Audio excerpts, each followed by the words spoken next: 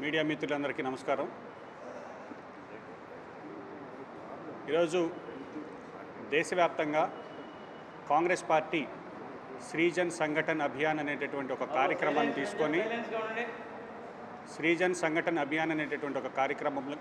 తీసుకొని అన్ని జిల్లాల్లో జిల్లా పార్టీ అధ్యక్షులు అదేవిధంగా సిటీ కాంగ్రెస్ పార్టీ ప్రెసిడెంట్లకు సంబంధించి ఏఐసిసి అబ్జర్వర్ని పంపి అక్కడ ఉండేటటువంటి మెజారిటీ కార్యకర్తలు అదేవిధంగా మీడియా మిత్రులందరి అభిప్రాయాలను కూడా క్రోడీకరించి ఏఐసిసి వాళ్ళు అధిష్టానానికి ప్రతిపాదించిన మీదట పీసీసీ యొక్క అంశాలను కూడా పరిగణలోకి తీసుకొని జిల్లా కాంగ్రెస్ పార్టీ అధ్యక్షులను సిటీ కాంగ్రెస్ పార్టీ అధ్యక్షులను దేశవ్యాప్తంగా కూడా నియమించడం జరిగింది. అందులో భాగంగా ఈరోజు నెల్లూరు జిల్లాకు సంబంధించి నారపరెడ్డి కిరణ్ కుమార్ రెడ్డి అనే నేను జిల్లా కాంగ్రెస్ పార్టీ అధ్యక్షుడిగా, అదేవిధంగా నెల్లూరు నగరానికి సంబంధించి ముస్లిం సోదరుడు ఇర్ఫాన్ అనేటటువంటి వ్యక్తిని సిటీ కాంగ్రెస్ పార్టీ అధ్యక్షులుగా కాంగ్రెస్ పార్టీ అధిష్టానం నియమించినందుకు అధిష్టానానికి కృతజ్ఞతలు, అదేవిధంగా మా రాష్ట్ర పార్టీ అధ్యక్షురాలు షర్మిలారెడ్డి గారికి కృతజ్ఞతలు తెలియజేస్తున్నా. అదేవిధంగా మాకు మద్దతు ఇచ్చి మమ్మల్ని ప్రోత్సహించి ఈరోజు ఈ స్థానంలో కూర్చోబెట్టినటువంటి జిల్లాలోని ప్రతి కాంగ్రెస్ పార్టీ కార్యకర్తకి నాయకులకి పేరు పేరున చేతులు జోడించి హృదయపూర్వకంగా నమస్కారం తెలియజేస్తున్నాం. ఈరోజు కాంగ్రెస్ పార్టీ కష్టకాలంలో ఉంది.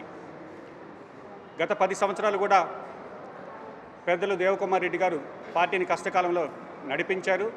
అదేవిధంగా ఆయన స్ఫూర్తితో అందరి సీనియర్ నాయకుల అభిప్రాయాలను పరిగణలోకి తీసుకొని జిల్లాలో ఉండేటటువంటి అన్ని నియోజకవర్గాల కోఆర్డినేటర్లు, మండల పార్టీ ప్రెసిడెంట్స్ అందరినీ కూడా కలుపుకొని త్వరలో జిల్లా కమిటీలన్నీ కూడా ప్రకటించడం జరుగుతుంది.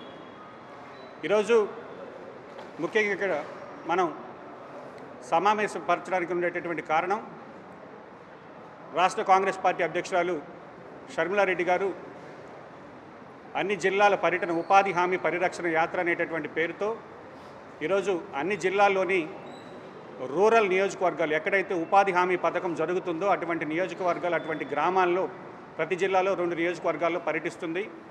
అందులో భాగంగా నెల్లూరు జిల్లాకు సంబంధించి సర్వేపల్లి నియోజకవర్గం, మునబోలు మండలం, అక్కంపేట గ్రామం అయినటువంటి ఆ గ్రామంలో 12వ తేదీ ఉదయం 10 గంటలకు జరిగేటటువంటి ఉపాధి హామీ పరిరక్షణ బహిరంగ సభలో పాల్గొంటారు.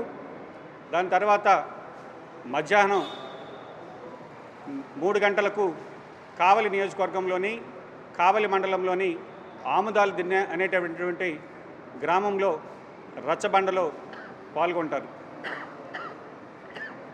అయితే ఉపాధి హామీ పథకానికి సంబంధించి పెద్దలందరూ చెప్పినట్లుగా గ్రామాల్లో హక్కుతో కూడినటువంటి పని అంటే ఎవరైనా ఆ పంచాయతీ కార్యాలయానికో లేదా సర్పంచ్ దగ్గరకో వెళ్ళి మాకు పని కల్పించాలని అడిగితే 15 రోజుల లోపల చట్ట ప్రకారం వాళ్ళకి పని కల్పించలేనప్పుడు వాళ్ళకి జీతభత్యం ప్రభుత్వం విధిగా ఇవ్వాల్సినటువంటి పరిస్థితి. అంటే వాళ్ళకి పేదలకు ఉండేటటువంటి హక్కుగా ఉండేటటువంటి దానిని ఈరోజు తీసేసి మహాత్మా గాంధీ జాతీయ ఉపాధి హామీ పథకంలో మహాత్మా గాంధీ పేరే వినబడకూడదని విబి గ్రామ్జీ అనే పేరుతో బీజేపీ ప్రభుత్వం ఒక కొత్త చట్టాన్ని తీసుకొచ్చింది. ఈరోజు రాష్ట్ర ప్రభుత్వాల దగ్గర నిధులు లేవు.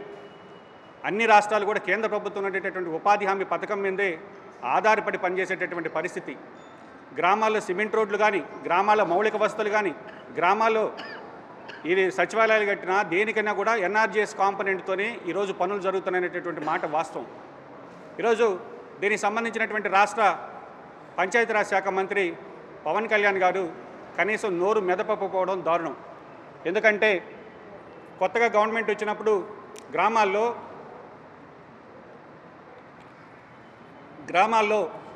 గ్రామ సభలు పెట్టి గిన్నిస్ బుక్ రికార్డు తెచ్చుకున్నామని దాని గురించి గొప్పలుగా చెప్పుకున్నటువంటి పవన్ కళ్యాణ్ గారు ఈరోజు కనీసం కేంద్రంలో ఈ యొక్క చట్టాన్ని తీసుకొచ్చి రాష్ట్ర ప్రభుత్వం యొక్క హక్కులను కాలరాస్తూ నిధుల్ని 60-40 100% వేతనం కేంద్ర ప్రభుత్వం భరిస్తున్న చట్టంలో మార్పులు తీసుకొచ్చి రాష్ట్రం మీద ఆర్థిక భారంతో పాటు కార్మికుడు హక్కు కోల్పోతుంటే కనీసం కూడా మాట్లాడలేనటువంటి పరిస్థితుల్లో ఈరోజు రాష్ట్ర ప్రభుత్వాలు ఉన్నాయి. ఈరోజు బీజేపీ అంటేనే బాబు, జగన్, పవన్ అని మరొకసారి ఈ యొక్క ఉపాధి హామీ చట్టంలో మనకి కనిపిస్తుంది. కనీసం వైఎస్ఆర్ కాంగ్రెస్ పార్టీకి సంబంధించినటువంటి పార్లమెంట్ సభ్యులు పార్లమెంట్లో కూడా ఇది అన్యాయం, ఉపాధి హామీ చట్టాన్ని దీన్ని మార్చడం కానీ ఈ యొక్క కార్మికుల హక్కుల్ని కాలరాయడం తప్పు అని ఒక్క మాట కూడా మాట్లాడలేని పరిస్థితిని ఈరోజు రాష్ట్ర ప్రజలు గమనిస్తున్నారు. ఈరోజు కాంగ్రెస్ పార్టీ రాహుల్ గాంధీ గారు అయితేనేమి, ప్రియాంక గాంధీ గారు అయితేనేమి, వీళ్ళు ఈరోజు ఈ దేశంలో రాజ్యాంగాన్ని కాపాడడం కోసం కావచ్చు, పేద ప్రజల యొక్క హక్కుల కోసం కావచ్చు కొట్లాడేటటువంటి పార్టీ కాంగ్రెస్ పార్టీ.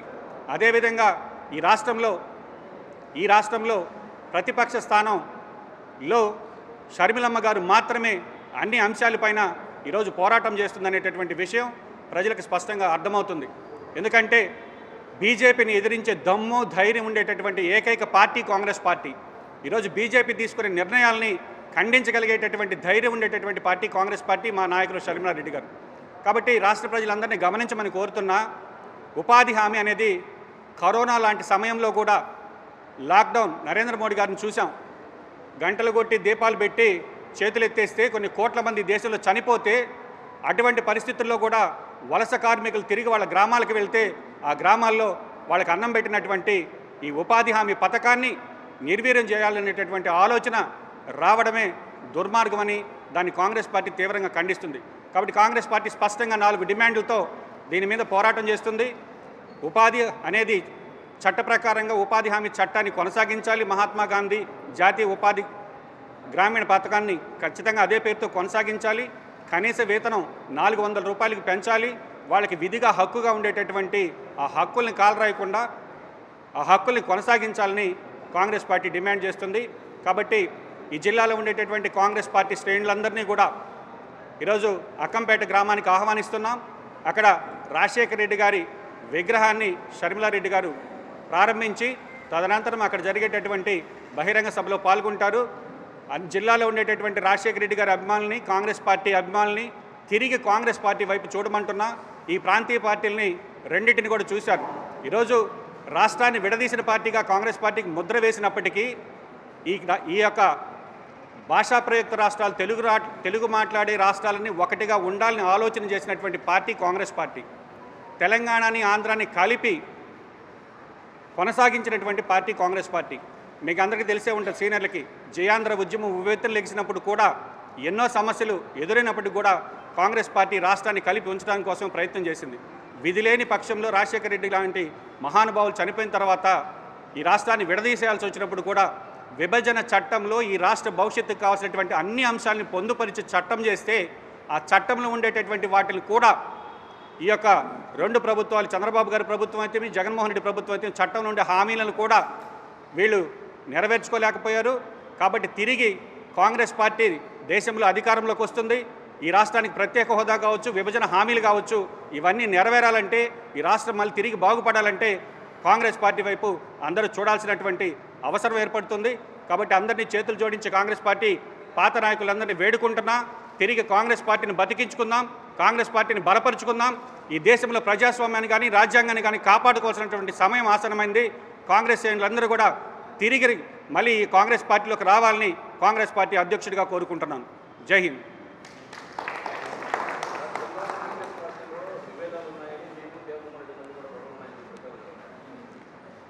జిల్లా కాంగ్రెస్ పార్టీలో ఎటువంటి విభేదాలు లేవు. సీనియర్ నాయకులైనటువంటి దేవకుమార్ రెడ్డి గారిని నేను కలవడం జరిగింది. చిన్న పొరపచ్చాలు కాంగ్రెస్ పార్టీలో సర్వసాధారణంగా ఉంటాయి. వాటన్నిటి కూడా తిరిగి మళ్ళీ కాంగ్రెస్ శ్రేణులందరినీ ఆహ్వానిస్తున్నాం. ఈరోజు నేను కాంగ్రెస్ పార్టీకి నిజాయితీగా, నిబద్ధతతో పనిచేయడం కోసం వచ్చాం. కాంగ్రెస్ శ్రేణులందరూ కూడా అర్థం చేసుకుని కలిసి వస్తారని ఆశిస్తున్నాం. ఈ జిల్లాలో శాంతి భద్రతల గురించి గతంలో కూడా నేను మాట్లాడా. కమ్యూనిస్టు సోదరుడు హత్య తర్వాత ఈ జిల్లాలో ఈ యొక్క ప్రభుత్వం ఏర్పడిన తర్వాత జరిగినటువంటి వరుస హత్యలు కావచ్చు, గంజాయి యొక్క విస్తృతంగా జిల్లాలో మండల కేంద్రాల నుంచి మేజర్ పంచాయతీల వరకు కూడా, అదేవిధంగా బెట్టింగ్ కావచ్చు, ఇటువంటి అనైతిక కార్యకలాపాలు అన్నీ కూడా జరుగుతున్నాయి. పోలీసులు వాళ్ళు దాని మీద ప్రత్యేకంగా దృష్టి పెట్టాల్సినటువంటి అవసరం ఉంది. అది చాలా దురదృష్ట ఘటన. మైనర్ బాలికకి సంబంధించినటువంటి జరిగిన విషయం. దాన్ని మా దృష్టికి వచ్చింది, మేము కూడా ఖండించాం. జిల్లాలో ఇటువంటివి పునరావృతం కాకుండా చూసుకోవాలని జిల్లా పోలీస్ యంత్రాంగాన్ని కోరుకుంటున్నాం.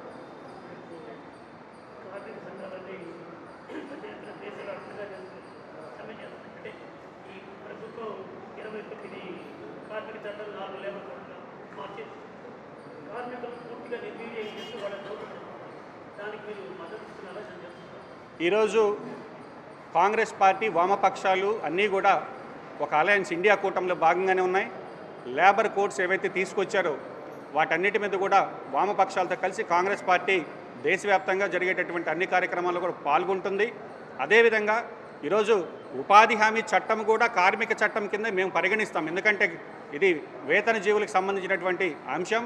కాబట్టి బీజేపీ తీసుకునేటటువంటి ప్రజా వ్యతిరేక నిర్ణయాలన్నీ కూడా ఈరోజు దేశ ప్రజలకు అర్థమైపోయి. ఒక ఉదాహరణ చెప్తాను. 2014లో మోడీ గారు ప్రధానమంత్రి కాకముందు మనం వాట్సాప్లో చూసేది, కాంగ్రెస్ పార్టీ నాయకుల డబ్బులంతా స్విస్ బ్యాంకుల్లో ఉన్నాయి, 1000 కోట్ల అక్రమ ధనం ఉంది, నరేంద్ర మోడీ గారు ఇస్తే అది తెచ్చి మళ్ళీ తిరిగి మన అకౌంట్లో వేస్తారని ఒక దుష్ప్రచారం చేశారు. ఏమైనా చేశారా? లేదు. నోట్లు రద్దు చేశారు. నోట్లు రద్దు చేసేటప్పుడు ఈ యొక్క బ్లాక్ మనీ మొత్తం బయటకు వచ్చేస్తుంది, అది తెచ్చి పేద ప్రజలకు బంచేస్తారు మోడీ గారు అని ఒక ప్రచారం చేసుకున్నారు. తీరా చూస్తే కంటైనర్లుగా అవి ఎవరి ఇళ్లకి తరలి వెళ్ళాయో ఈరోజు ఈ దేశ ప్రజలు చూశారు. కాబట్టి మోడీ గారు చేసేటటువంటివన్నీ కూడా దుష్ప్రచారాలు, సోషల్ మీడియాలో లేనటువంటి అంశాలను తీసుకొచ్చి ఈరోజు మోడీ గారు పబ్బం గడుకుంటున్నారు. కానీ ఈరోజు అమెరికా కాళ్ళ దగ్గర ఈరోజు ట్రంప్ స్వయాన ఎన్నోసార్లు ప్రకటించారు, పాకిస్తాన్ మీద యుద్ధం మేము ఆపమని. నరేంద్ర మోడీ గారి వెంట దేశమంతా అండగా నిలబడి అన్ని రాజకీయ పార్టీలు మీకు మద్దతు ఇచ్చి యుద్ధం చేయమంటే ట్రంప్ గారు ఆదేశిస్తే ఇక్కడ నేను యుద్ధం ఆపేస్తారు. కాబట్టి ఈరోజు దేశంలో ఉండేటటువంటి యువతను కూడా ఒకసారి ఆలోచించమంటున్నా. మీ అందరి చేతిలో స్మార్ట్ ఫోన్లు ఉన్నాయి, మీరు ఒకసారి ఇది నిజమా అబద్ధమా అని సెర్చ్ చేసి ఈ గతంలో చరిత్ర ఏం జరిగింది, ఇప్పుడు దాన్ని ఏ విధంగా వక్రీకరిస్తున్నారు, వక్రీకరించి విష బీజాలు నాటుతుంది బీజేపీ ప్రభుత్వం. దీని అంతా కూడా దేశంలో ఉండేటటువంటి ప్రజలకు అందరికీ కూడా అర్థమైంది. రాబోయే రోజుల్లో తిరిగి కాంగ్రెస్ పార్టీ దేశంలో అధికారంలోకి వస్తుంది. తిరుమల లడ్డు గురించి మొట్టమొదటిగా గవర్నర్ గారిని కలిసి సిబిఐ ఎంక్వైరీ కోరింది మా పార్టీ అధ్యక్షురాలు షర్మిలారెడ్డి గారు. సైలెంట్. సో స్పష్టంగా తిరుమల లడ్డు విషయంలో రెండు పార్టీలకి, కూటమి నేతలకు కావచ్చు, ఇటు వైఎస్ఆర్ కాంగ్రెస్ పార్టీ వాళ్ళకి కావచ్చు, స్పష్టంగా చెప్తున్నాం, ఇది భక్తుల మనోభావాలకు సంబంధించినటువంటి అంశం. దీని విషయంలో మీరు రాజకీయాలు చేస్తున్నారు. మీ రాజకీయాలు చాలా నీచ స్థితికి దిగజారైనటువంటి ఉదాహరణ ఇది. ఈరోజు అఖిలాండ కోటి బ్రహ్మాండ నాయకుడు అయినటువంటి వెంకటేశ్వర స్వామి ప్రసాదం విషయంలో ఏమి జరుగుతుందో ఒకసారి ఆలోచించమంటున్నా. తిరుమల తిరుపతి టెండర్లకు సంబంధించినటువంటి డాక్యుమెంట్ ఇది.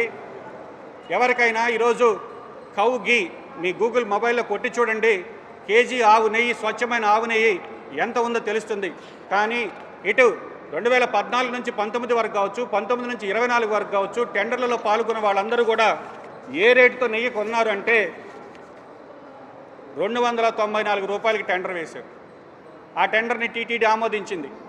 ఈ విధంగా 300 నుంచి 350, 400 లోపు మాత్రమే కేజీ నెయ్యికి మీరు టెండర్లు ఆమోదించారు. రెండు ప్రభుత్వాల్లో కొంతమంది అప్పుడు సప్లై చేసిన వాళ్ళు ఈ గవర్నమెంట్లో సప్లై చేశారు. కాబట్టి నేను సూటిగా ప్రశ్నిస్తున్నా, ఎక్కడైనా స్వచ్ఛమైన ఆవు నెయ్యి వెంకటేశ్వర స్వామి గారికి 300 రూపాయలకి కాంట్రాక్టర్లు సప్లై చేయగలరా? కాబట్టి ఈ రెండు ప్రభుత్వాలు తప్పు చేశాయి. ఆ తప్పును ఒకరి మీద ఒకరు నెట్టుకుంటూ భక్తుల మనోభావాలను దెబ్బతీస్తూ ఈ విధంగా దేవుడి విషయంలో రాజకీయాలు చేయడానికి ఖండిస్తున్నాం. ఈరోజు పవన్ కళ్యాణ్ గారు మాట్లాడితే సనాతన ధర్మం అంటారు. ఈరోజు హిందువులుగా మేము బాధపడుతున్నాం. ఎందుకంటే ఈ నెల్లూరు జిల్లాలో ఒక పవిత్ర పుణ్యక్షేత్రం పెంచుల కోనను తీసుకుందాం.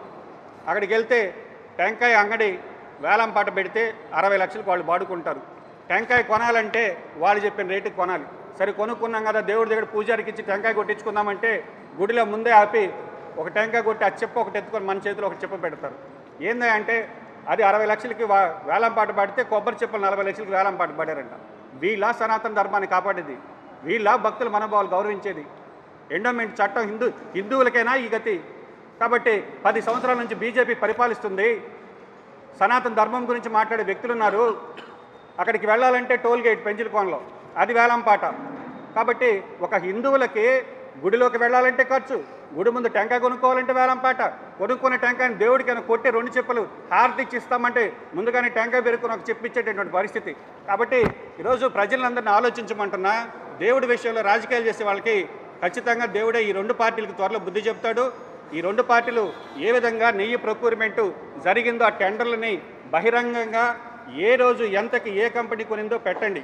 ఈరోజు సుప్రీంకోర్టుకి సీల్డ్ కవర్లో సిబిఐ అఫిడవిట్ ఛార్జ్షీట్ సమర్పిస్తే అది ఇంకా బయటికి రాకముందే వీళ్ళు ఒకరి మీద ఒకరు ఆరోపణలు చేసుకుంటూ దాడులు చేసుకుంటూ రాష్ట్రాన్ని ఎటు తీసుకెళ్తారని కాంగ్రెస్ పార్టీ ప్రశ్నిస్తుంది. కాబట్టి న్యాయపరమైన అంశం, న్యాయపరంగా దానికి సంబంధించి అందరి మీద కూడా, అంటే ఈ యొక్క ప్రభుత్వం కాకుండా 2014 నుంచి 2024 వరకు సమగ్ర విచారణ జరిపించి భక్తుల మనోభావాన్ని కాపాడాలని కాంగ్రెస్ పార్టీ కోరుకుంటుంది.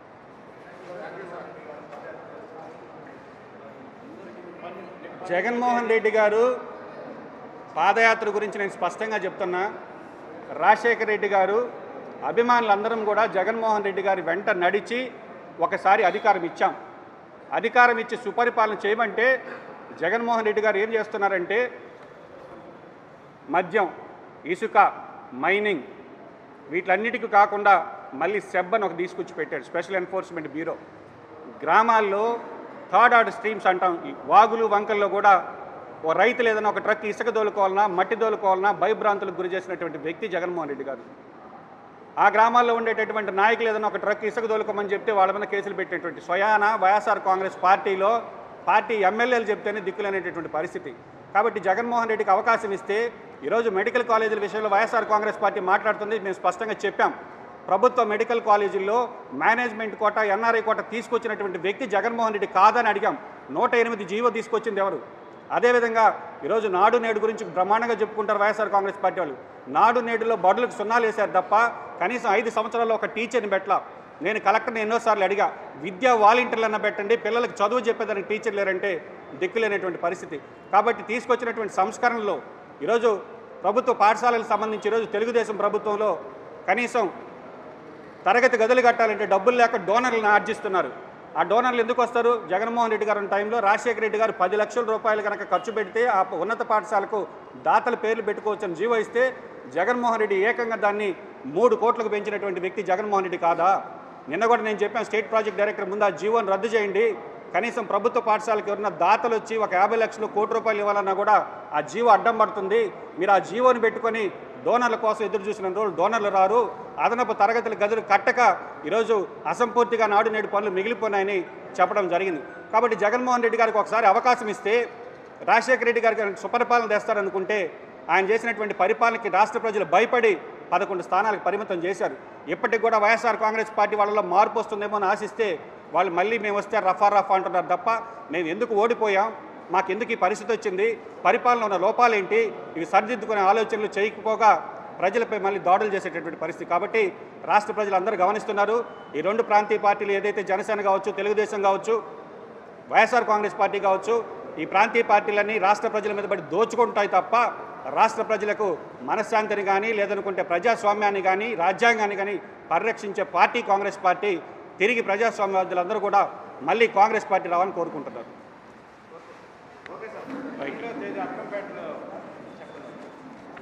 మీడియా మిత్రులందరికీ కూడా ఇందిరాభవన్ దగ్గర వెహికల్స్ అరేంజ్ చేస్తాం. మా మీడియా కోఆర్డినేటర్ సంజయ్ మీకు అందుబాటులో ఉంటారు. వచ్చే వాళ్ళందరూ కూడా ఒకసారి సంజయ్కి పేర్లు ఇస్తే ఎన్ని వెహికల్స్ కావాలి పెట్టి మీకు 12వ తేదీ అక్కంపేటకు రావాలని కోరుతున్నా. అదేవిధంగా కావలికి కూడా రావాలని మీడియా మిత్రులు కోరుతున్నారు.